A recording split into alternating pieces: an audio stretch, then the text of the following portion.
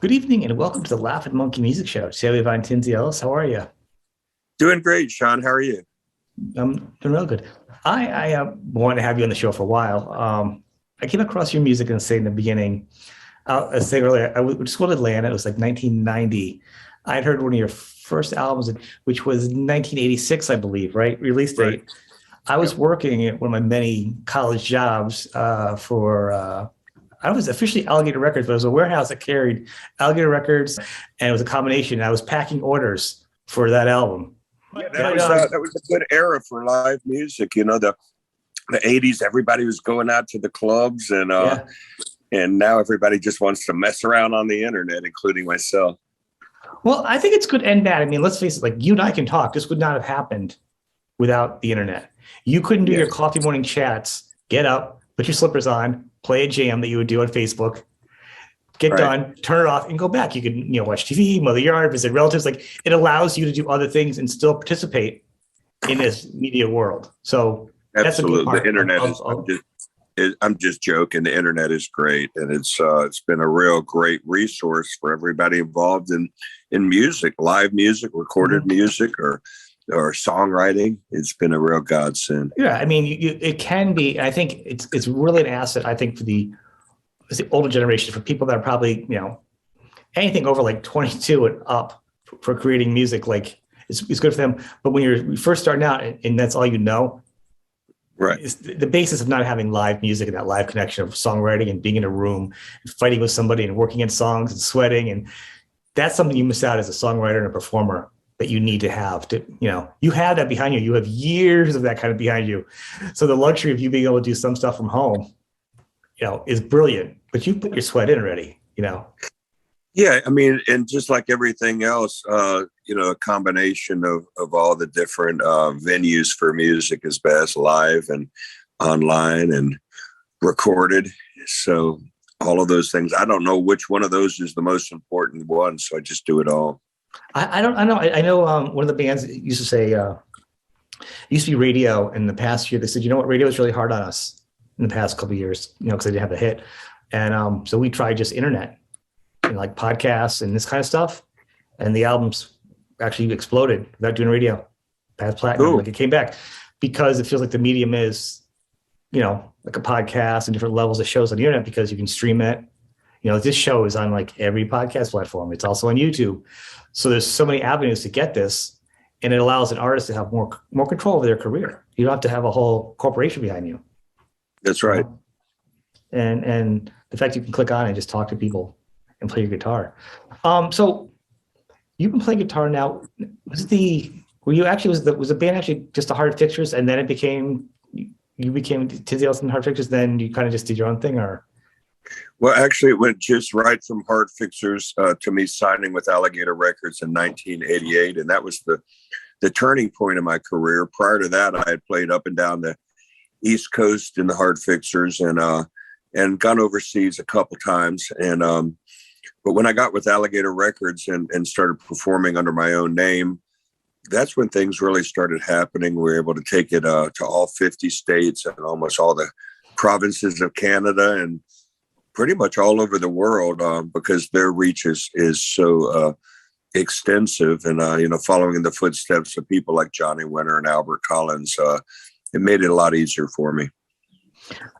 And I think I'm going to actually tell people to go seek out all these albums out because you have a ton of albums you've been recording for years and you haven't slowed down. We'll talk about your new one in a minute. It's like I said, I think it's as strong as the first time I heard you, which is very exciting for me that an artist can continue to be that strong, play that strong. And your music, as we were saying, it's not just blues. It's got rock into it. It's got Southern rock into it. It's got a lot of flavors into it. There's a lot of crossover appeal. And there's like one or two songs in each one. You go like, wow, it's even more of a crossover. And I think people should be aware of that and really kind of check you out because, the knowledge and the playing you've been doing for so long and it's insane. So the common denominator is guitar. It's guitar music and leans towards blues, of course. But the bands I liked were the ones that really mixed it all up. Of course, the Allman Brothers Band and the Grateful Dead and Cream and the band. Those are the people that I find myself coming back to over and over again. And if I was just to play blues music, I would feel like definitely an imposter because I'm a guy who grew up here in the South. Hendrix and Duane Allman and Peter Green. That's my wheelhouse right there. So I don't want to try to be something that I'm not. So it's funny you saying that. There's a similarity to the guitar style, not the same sound, but it really feels like it's the same family because it's very upbeat. For blues, it's not very sad blues. You hit the notes, you get the melancholy, but you're not sad blues. It's your toe tap music. Well, that's how life is. You got some sad times in life, some happy times in life, and sexy times in life, and times in life where people die and stuff like that. So really the bluesy kind of music holds a mirror up to that. And it's kind of like the true facts of life set to music. That could be your next album title, Sexy Blues. Yeah. It's funny two words to put together. I was just saying, just laughing. Your songwriting, though, it's been very strong consistently. What's the challenge there at this point for you? I mean, because your songs, while they're similar, they're not always the same. You know what I mean? They're still the riffs, everything's very interesting. I don't ever feel like in any of your albums you're retreading ground. Well, there's a fine line between doing something different and losing all your fans. So I try not to cross that line. I don't want to do anything shocking. I'm not gonna bust out in a rap song or anything like that. And I try to make the albums for the fans, and I don't think you can go wrong making albums for fans. Do you think is it being authentic to yourself though? And it's not a judgment thing. It's actually a question I've had recently with other people, not just musicians, artists. Like, are you making your art for yourself and your fans like it, or you're making it for the fans? Are you still doing it for yourself? You know what I'm saying? Well, I write the songs for myself, and then I decide which ones are going to be put on an album. I make that for the fans, but initially I write for myself, and I still write quite a few songs. That's my songwriting is the direction I'm going more in. I'll still do live concerts and things like that, but songwriting is where I'm heading. Well, you're a very prolific songwriter, clearly over all the years of albums you've done. Is the challenge now for doing a set? How hard is that now? Well, I write the songs, and maybe halfway through I'll realize, I don't think I'll ever record this song, but I finish the song anyway, and then I move on to the next one. Sometimes I'll listen to a song and go, well, that's weird, and then I'll go on to the next song. And I listen to music too a lot. I listen to a lot of stuff. It's all on the internet now, and I listen and I get inspired and write a song. I keep a list of potential song titles in my telephone, and I look at that and see if any of the music I have written matches up to any of those song titles. There's definitely a method to my madness. That's interesting. So you're generally writing music first, then? Always. It's always different for everybody. Some people are like, I get a melody and then I write the guitar to the melody. I'm like, that seems hard. It feels like the music. Yeah, music first. There's some people who write. I think the guy that wrote with or writes with Elton John, I think he just gives Elton John a poem, and then somebody puts music to it. And I couldn't imagine doing that. I've had some people submit lyrics to me, and I say, well, how does the song go? And they go, I don't know. You come up with that. And I look and go, I don't know what to put to that.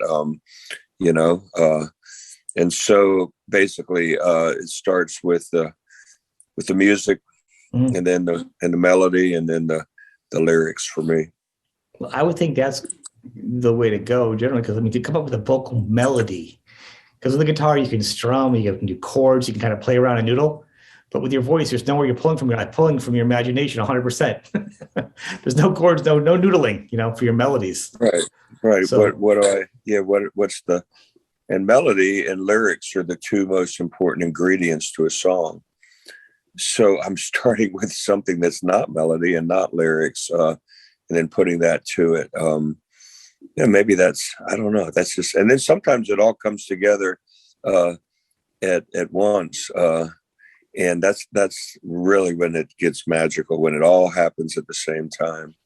But I have my own studio here in the basement, and I write songs from about 8 a.m. or 7 a.m. till noon every day, and except for Sunday or when I'm on the road. And then I make collection of them, and I've got quite a few songs. If anybody needs any songs out there, I got songs for them. They can reach out to you on your site. You have a nice website. We can actually talk about, so on your new album, are you using your same? I know you have a couple of guitars you use. I've seen them in the guitar shows. You Steel Dobro. You have a couple of same guitars. So they're beautiful guitars. Is it the same couple you use on everything? Yes, I use my main two guitars are 1967 Gibson ES 345.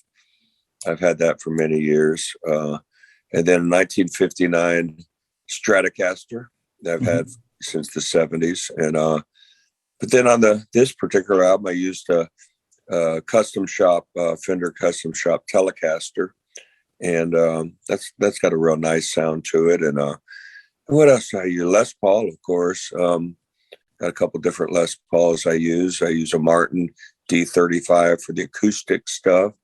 It's a 1937 National O Series steel guitar, but that didn't make this album. Was not used on it. And let me think. I'm probably forgetting some, but for the slide guitar, I used a 1982 Gibson Modern. Well, and if people actually want even more detail, I'm just going to refer them to the guitar rig rundown. Is a rig rundown, right? Rig rundown, Premier Guitar rig rundown. It's very nice. That is the best breakdown of your guitars. Nice, shot nicely. Love the host. I'm sorry, I apologize. I can't remember his name. He's Ted great. Ziskowski was the host. Yep. Shout out to him. He's great to watch. They all are over there. But that's a great program to check out your stuff to really hear. It's really did a good job on that one. On your new album, so motivated. The song I'm looking here, Just Like Rain, it's talk about a melody. A lot of your guitar riffs are vocal melodies in them. Well, yeah, that's probably the most singer-songwriting song on this particular album. I was at that time I was listening to a lot of Greg Allman's solo albums, and that song kind of came out of a listening experience and life experience as well. And it all I'm primarily a fan of music, and then the songwriting is an extension of me being a fan, and then the performing is an extension of me being a fan. So I started off as a little kid Beatles fan, and then got into the British Invasion, and then got into blues rock, and haven't really moved the needle very far from there since then. Well, I mean, but you still are rocking. I mean, how long do you think you're going to keep producing at this output level? Because you really haven't slowed down. Well, that's up to the people who put my albums out. I make the albums actually, and then if Alligator Records is interested in it, they didn't particularly want my instrumental album that I did years ago called Get It, and so I started my own label and found out just how hard that is. Now I have a greater appreciation of actual record labels after having one myself. But I make the albums, and then hopefully we'll find a home at a label that has their act together. And then if it's an oddball album like my instrumental album was, then I have the resources and ability to put it out on my Heart Fixer music label. That's cool. Well, the reason I ask is because it's very interesting for an artist now. At this point, he's been doing it for a while. Some people are like, oh, no one wants new music. I don't want to write new music. No one really cares. You know what I mean? But for you, it's like you're like a brand new artist with your the output you put out is it's great. But I was doing an album a year. I was doing an album a year 10 years ago. I did that for over half a decade of 6 or 7 albums, one album a year, and that seemed like too many albums. So now I've gone back to every other year. It's incredible. I keep it up as long as you're enjoying it, because I'm enjoying the album. So, Yeah, thank you. I do enjoy it quite a bit, and I'm hoping that maybe, like I said earlier, I can get some other people to cover some of my songs. John Mayall did one of my songs on his new album, and very proud of that. John Mayall is one of the people that got me into blues rock to begin with, and when he did my song, I mean, it was definitely an artistic victory. And of course, he's retired from performing now, which is too bad. But he's almost 90 years old, so he has nothing left to prove. I mean, he's done it all. And he's played with a few good guitar players, so it is a nice feather in your cap if he picks you. Yeah. Well, you have a great reputation though too as a guitar player. You know, a lot of guitarists love you. You've earned it. You know, you've never. I don't think I've ever heard anything bad thing about you either, press wise. You're a nice guy of the blues. Oh, I keep the really bad reviews. I throw the nice reviews, kind of in a folder, but I keep the really, really bad ones because they tickle me. Well, I thrive on rejection. Welcome to high school.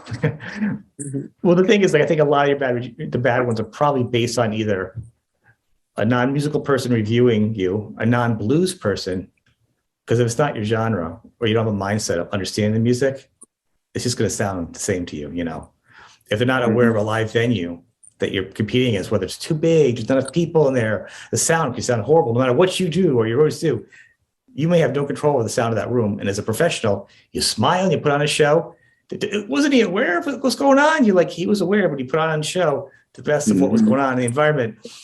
A critic is that, or a reviewer is not going to think like that, Yeah. I mean, some people may be in a bad mood and they just give people bad reviews or something, or maybe they just don't care for what I do, or maybe they're purists. There's a lot of purists out there that just want, they think that blues stopped when Jimi Hendrix came out. They think the blues stopped or something like that. Or maybe they want to be like, I don't know, blues, like people that slick their hair back and wear bowling shirts, that kind of blues people. And, there's every corner bar in America has that. But if you want to graduate from the corner bars, you probably would need to put a spin to it. But there's some purists out there. They tickle me. It's a little too much for me. You can't be happy because you can't be. I can say the purist is kind of ridiculous because it was a time that it grew from it. You could say that you're a purist. You can't do blues after 1930s. You can't do blues after the 60s wasn't the blues anymore. Once they started having electricity to the guitars. You can't call blues. I mean, you could just really get obnoxious.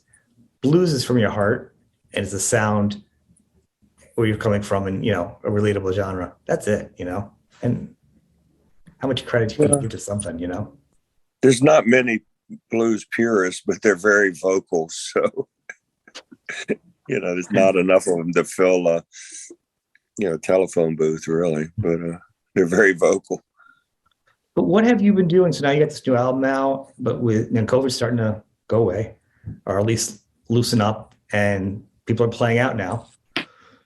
Yeah. So what is your schedule now for the year? Well, we did 40 shows to kick the new album off, to get it off the ground, and they went well. It started a little rough at the beginning of the year. We had one guy got sick with COVID, and another guy split, and so it got off to a rough start. But then it kind of, by February, people were starting to go out more, and then March it seemed like it was back to normal. Famous last words probably, but I think things are picking back up. And then I've been off the road for a few weeks, and I'm down here in my man cave writing songs. I finished a song this morning. I can't even remember what the name of it is. It's called finished a song this morning called No Easy Way Out. How about that? And so not the happiest song I've ever written, but yeah, so I getting the songwriting thing going, and then next week we have some shows starting up, so I'll rehearse the live show, and go back out and do the beginning of the summer shows. We have about 20 some odd summer shows lined up. The U.S. dates or over to Europe too? These are all in the United States. I don't have anything out of the country planned at the moment, although I'm hoping to, because I certainly enjoy that. Well, no, it's interesting because like it feels like a lot of the artists have been posting to have like a 1 month. It feels like people just live like a month or two at a time now. But it feels like a lot of American artists, and not just in one type of genre either. I'm just talking generally. I feel like a lot of the dates are like European dates for some reason. I don't know if they, and I could just be like what I'm catching. I'm just trying to like, but it feels to me like just because I don't see as many American dates right now, and maybe it's because when you're planning for the tour, you're obviously months in advance, like anything else. You know what I mean? Like the magazine that comes out, you're already planning that magazine that came out months before it came out, so you're pre-planning this, and maybe Europe seemed like it was a better gig without COVID than America was at the time when they were planning it. Mm-hmm. Well, we're an American band and we play all over America. And I've got, I know some people that big in Europe, but they don't do very well in the United States. I'm glad that's not me because we're an American band. I played all over the world, and there's nowhere better to play than the United States. But I'm also really into stuff like convenience, and maybe that's my thing, but I like things to go pretty smoothly. It seems like I get overseas and things are a lot looser. They give me all kind of weird amplifiers to play through. And I said, that's not what you said it would be. And, and if my amplifier has a headphone jack on it, I know that, it's not going to be very good. So I like playing here. I like driving around, stringing a whole bunch of shows together, dragging 4 or 5 different guitars around with me and making all kind of different sounds, and can't do that if I fly places. Do you do the thing when you go over to some places, like have a backup band that you kind of join with them for your show? Like sometimes artists will do that. Never. That's the Chuck Berry thing. That's really lame. I hope I never have to do that. No, we got a tight show and a regular band. I don't ever want to go and just be like, do the Chuck Berry thing. That's lazy. I think some artists just can't afford to bring the whole rig overseas. You know what I mean? When they show up, they're kind of doing what the best that they can do. They should have a smaller band then, and then they could afford to do it. But no, I want a tight show. I don't want to just be up there. I don't want it to be the blues jam on the road kind of thing. But if somebody wants to do that, no, it makes sense for me. Like I would want to have everything together. It would be stressful enough just playing to a new place. You'd want your gang with you that you've kind of worked with. Mm-hmm. It feels like it would be awful to walk into a set where you're paying for some local band to do covers of your song. It's like a karaoke situation. It feels like it could be a mess. Of course, it depends on who the people are. If you get there and it's Booker T and the MGs and they're there to back you up, I give them a pass on that, but it because that's going to happen. I don't know. It just would depend, but in general, I when that's been offered to me, I go, nah, I don't think so. Okay, so you have actually heard that. Okay, it's not a known thing. It's just always interesting when I hear these things, and I don't think there's a wrong answer. I just it's interesting to hear your thoughts on that and how you do it. This has been great. I want people to check out your website. I like your website. It's kind of like a newsletter the way it's put together. It's very informative. Kind of it's very user friendly. It's nice. You don't have to hunt for things. You kind of look at the updates are there. To me, it feels like I'm reading a musical newspaper, which I like actually. Oh, cool. Well, that's tinsleyellis.com. Yep. And of course, we'll put the link underneath the show too for people too. I'm sorry. I'm a slave to social media as well. So, I can't get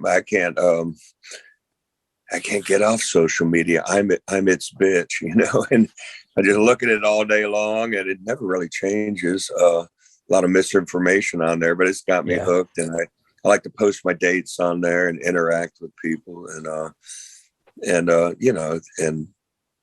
if somebody wants to go on my, Facebook page and say they're giving away free iPads or something, then I've got a special button that I can Yeah. push for those people Delete and them. launch them into oblivion. That's kind of fun. Well, like I said, all of your social media, I'll get your links afterwards. We'll put them underneath it. So everyone that's listening to it or watching this can Thank go you very to your site. And when they see this, I'll be tagging you when I post it so people can link up to you that way also. So you're hooked too. You're hooked on this thing like me. Here's the thing, and I complain about this sometimes.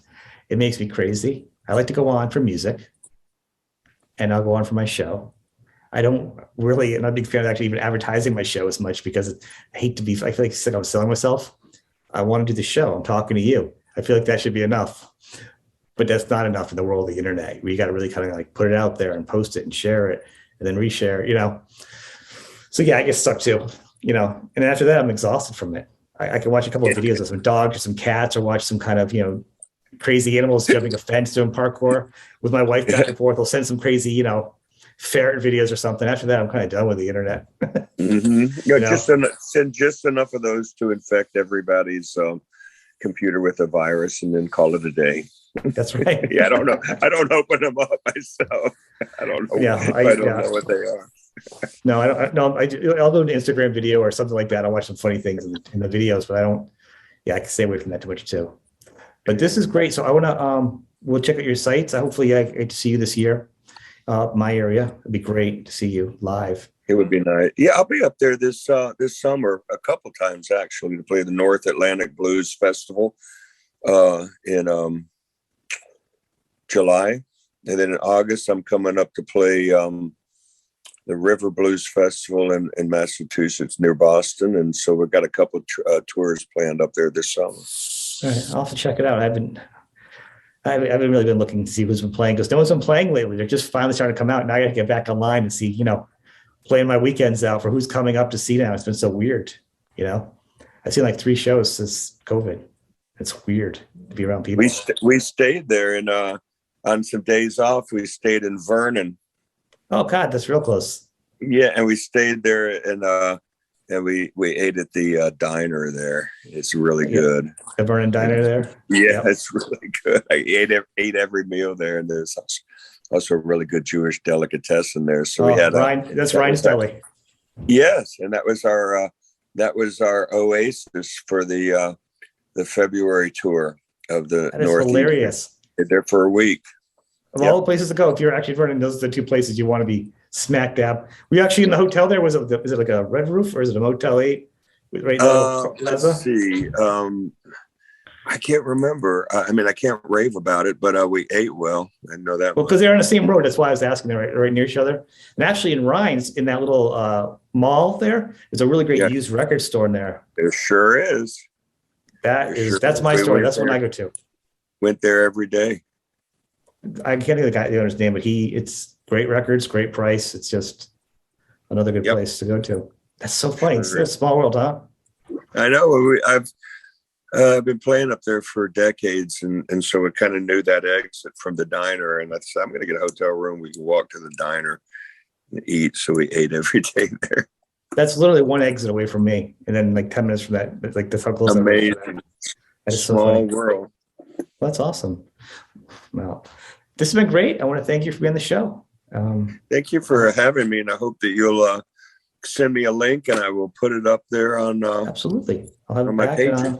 Yeah, and down the road, I'll have you back on to advertise you when you're in the area. I'll put up some stuff for you too. Let people know you're around. Thank you, my friend. Keep this going. I want to thank you. See you soon. Take care.